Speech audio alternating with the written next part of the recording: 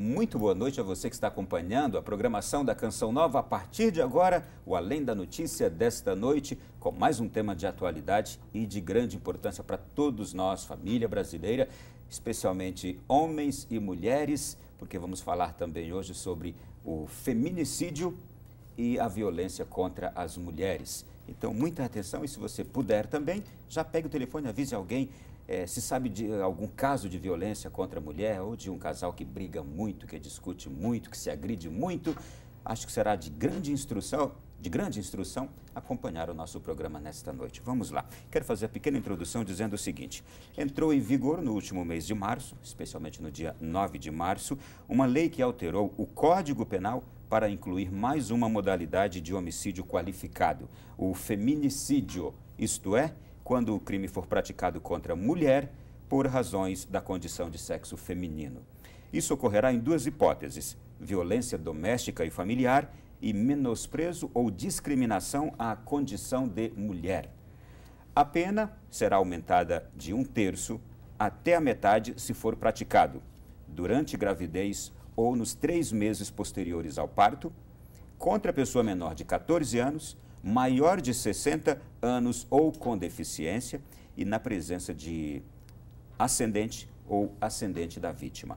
Por fim, a lei alterou o artigo 1º da Lei de Crimes Hediondos para incluir a alteração, deixando claro que o feminicídio é nova modalidade de homicídio qualificado, entrando, portanto, no rol dos crimes hediondos. Este debate que se inicia, ou este debate que agora prossegue com o conhecimento cada vez maior desta nova lei, tem um desafio, que é estudar agora se esta lei, se esta nova lei, ela de fato trará os resultados que se esperam, ou se foi mais uma lei que foi implementada e que talvez não traga os resultados esperados. E é por isso que nós temos aqui duas convidadas, que já queremos cumprimentá-las, desejando uma feliz noite e um bom programa. A doutora Aline Hack Moreira, secretária-geral da Comissão da Mulher, advogada na Ordem dos Advogados do Brasil, Distrito Federal. Bem-vinda. Obrigada. É um prazer recebê-la aqui. É um prazer estar aqui também. Recebo também com muito gosto a psicóloga Maísa Campos Guimarães, mestre em Psicologia do Desenvolvimento Humano e psicóloga especialista em terapia familiar e conjugal. Boa noite. Boa noite. Muito obrigada pelo convite. Eu é que agradeço e gostaria muito de tirar tudo que as senhoras puderem nos trazer, nos oferecer nesta noite para falarmos sobre este tema. A nova lei do feminicídio, a violência contra a mulher, que imagino é algo que assola e que causa dor para tantas famílias, para tantas pessoas na nossa sociedade atual. Então, eu já começo deixando as senhoras muito livres para uma introdução sobre esse tema. Doutora Aline. A lei do feminicídio é uma lei que é resultado de uma luta que as mulheres têm travado há muitos anos, né? É uma luta que trata da segurança das mulheres, partindo do próprio ambiente de casa até ambientes externos, né, como no trabalho, né, na sociedade e tudo mais. A lei do feminicídio é uma evolução desses direitos que as mulheres vêm conquistando, que a primeira foi alcançada com a Lei Maria da Penha, que tipificou o crime contra a mulher dentro do ambiente familiar. E o feminicídio agora veio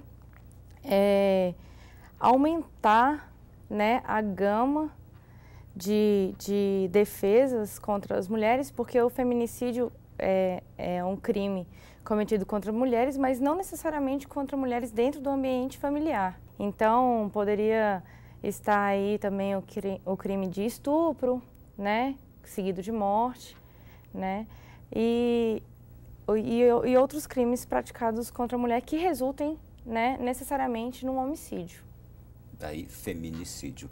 Doutora Maísa. Exatamente, né? Como a doutora Aline coloca, né, o feminicídio a lei do feminicídio é um marco, né, nessa luta por direitos igualitários entre homens e mulheres, né? Porque muitas vezes o próprio Estado ou o sistema jurídico dispunha de mecanismos que banalizavam ou não reconheciam a gravidade da situação de violência contra as mulheres, né, principalmente sofrida nos ambientes privados, de intimidade.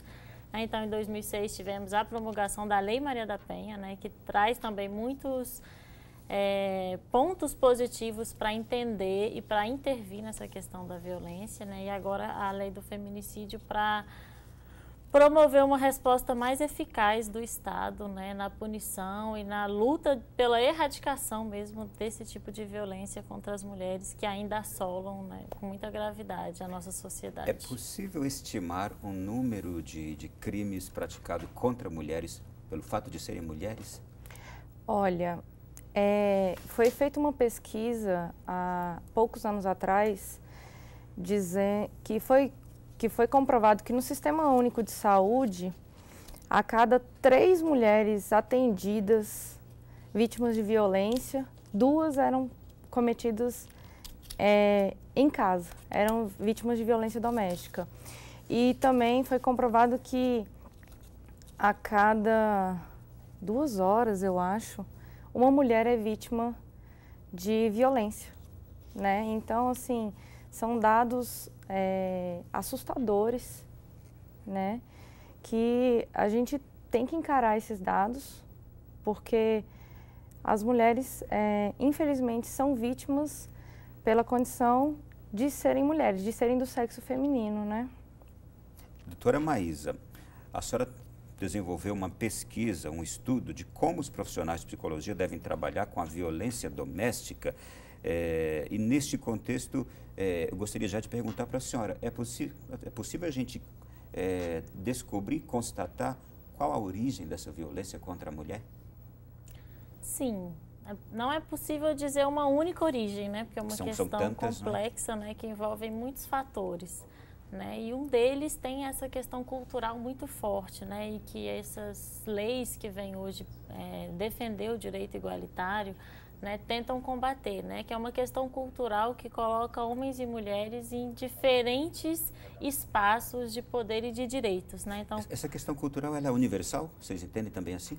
Sim, porque ela é uma construção patriarcal e a construção sobre o conceito patriarcal, ela vem de muitos anos em tanto no Oriente quanto no Ocidente. Olha, não poderia afirmar se é tanto no Ocidente quanto no Oriente. Agora, se formos analisar justamente até os dias de hoje, como a mulher é tratada no Oriente, também pode-se entender isso, sim, né? Sim. O que muitos estudos, principalmente da antropologia, trazem, né, que fazem mais essa pesquisa de diferentes civilizações, é que essa questão do patriarcado, de um poder autoritário de homens sobre mulheres, é algo que perpassa diferentes civilizações, diferentes culturas. É claro que quando a gente olha com mais cuidado para a cultura ocidental, mesmo a brasileira ou a cultura oriental, existem especificidades, né? Existem formas mais específicas das violências acontecerem, mas todas dizem muito, né, dessa opressão, né, dessa desigualdade, né, que muitas vezes sustenta rígidos papéis do que uma mulher pode fazer numa sociedade, pode fazer em casa ou deve fazer, né, e são essa rigidez de expectativas e de normas, né, que são colocadas sobre as mulheres que muitas vezes sustentam muitas violências, né? Então, ainda é muito comum ouvirmos histórias de mulheres que são vítimas de violência porque o jantar não estava pronto na hora ou porque estava usando uma roupa que os homens consideravam uma roupa inadequada para uma mulher usar, né? Então, ainda estamos numa situação muito precária, eu diria, no que tange à liberdade de direitos, de escolhas. Né? Então, quando se diz é um crime em razão de ser mulher, né, um crime em razão de gênero, tem a ver com isso, né? Tem a ver com entender que, por ser mulher, os direitos ou a liberdade dela é tolido, né, por uma opressão, por uma violência. Essa sua resposta agora me remete àquela pesquisa polêmica do ano passado, dirigida, acho que foi pelo IBGE? Foi pelo IPEA. Pelo IPEA, em que a pergunta se julgou mal formulada, se uma mulher, por estar vestida de uma forma, merece ser violentada, não é isso? Exatamente, exatamente. Como a senhora cita aí, o fato simples de uma mulher se vestir de um jeito parece ser entendido como algo que seja causa de uma violência. O que tem se observado, tanto Tem se observado isso, inclusive, nos atendimentos das mulheres vítimas de violência, que o despreparo de quem atende ou esse contexto socialmente enraizado nessas pessoas, às vezes tende até a vitimizar, desculpa, vou recolocar, tende a culpabilizar a vítima, que não tem culpa, que não tem... Por exemplo, quando uma mulher sofre violência sexual, ela não tem culpa da roupa que ela está vestindo, ela não tem culpa de estar andando à noite. Isso pode atribuir à vítima a culpa por ela ser violentada. A culpa de quem violenta é do agressor, não é da vítima, né?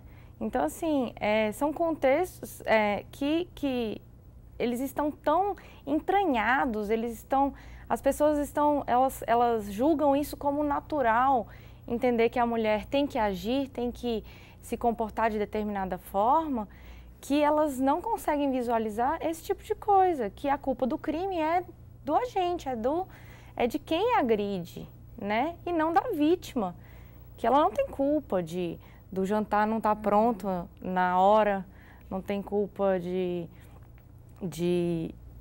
ter saído com uma roupa inadequada, não tem. Este agressor a quem nós nos referimos é um homem, não é?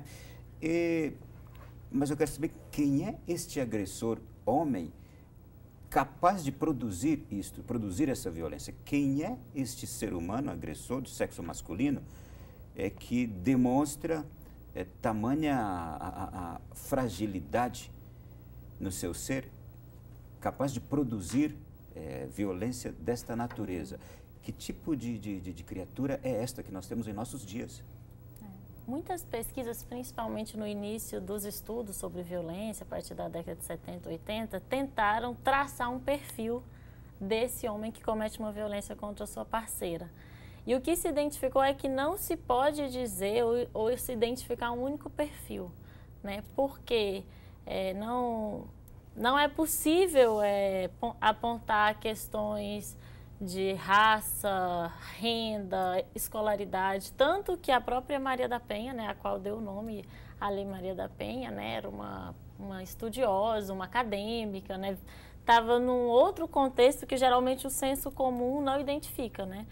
O senso comum tende a identificar a violência circunscrita mais à questão da pobreza, de classes baixas, e o que as pesquisas mostram é que não existe, né, essa comprovação que a violência, quando ela surge, ela vem muito pautada mesmo nessas questões culturais, como colocamos, mas também numa dificuldade das pessoas se relacionarem e resolverem conflitos de maneiras não violentas, né? Então, quando a gente percebe a fala de homens que cometem violência, elas são falas muito parecidas com as falas que a sociedade entende como certo ou errado para um homem ou para uma mulher. Então, quando a gente pensa na questão de gênero, a gente está tentando discutir que não existem diferenças entre homens e mulheres que são naturais, que são naturalizadas. E o que se coloca é o quê? Que os homens são naturalmente agressivos, que é da natureza do homem ser arrogante, ser ignorante, né? E isso dificulta a gente a pensar na questão com mais complexidade.